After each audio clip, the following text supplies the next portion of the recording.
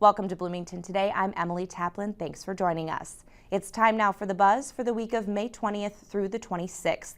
The city will save about $390,000 in 2020 by closing Creekside Community Center to the public for the remainder of the year. On Monday the 18th, the council made that decision. One additional Creekside employee will also be laid off. Food programs like Loaves and Fishes will still be allowed in the building to prep food. The council also voted to reopen the motor vehicle office this week while implementing health and safety measures to keep visitors safe.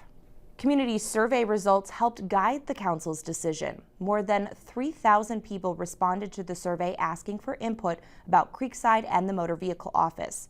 71% of participants said the city should permanently close Creekside and move programming to Bloomington Center for the Arts. 84% of people who took the survey said they'd been to the motor vehicle office at least once in the past year. For a full list of results, head to the city's website. All of these decisions will be revisited this summer by the city's newly formed Community Advisory Budget Committee.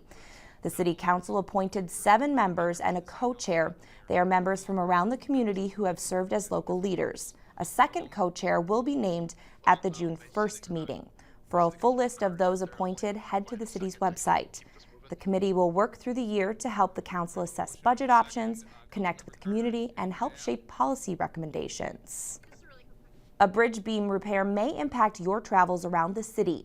The eastbound lane on American Blvd Bridge over Normandale Boulevard has been closed to traffic. Last week, during an inspection, crews noted a bearing pad beneath one of the beams has moved significantly and needs to be repaired.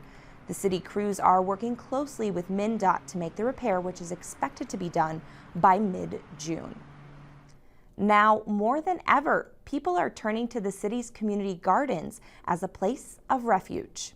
It represents a really good way that people can kind of get out and do something good for themselves. They can get out, get fresh air, and then what's better than growing your own fresh produce and for your own table?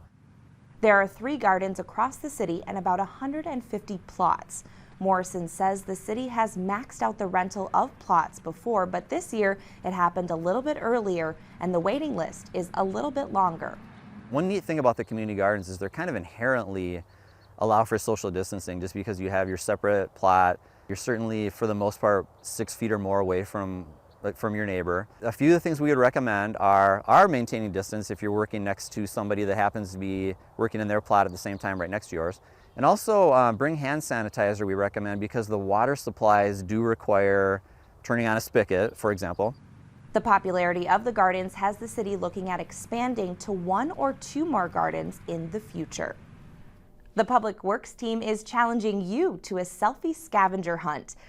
This week is Public Works Week, and while the open house had to be canceled due to COVID-19, we're still celebrating. If you can do all the selfies on the list, you'll be entered into a random drawing for a Public Works drive-by on your street.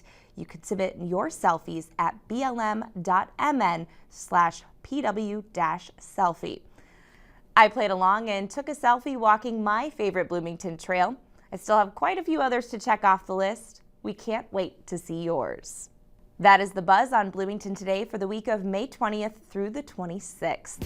If you would like to watch other stories from the show, go to this week's playlist. There you'll find public health and police answering important questions to help keep you safe through the pandemic, plus results from a COVID-19 household survey. Thanks for watching.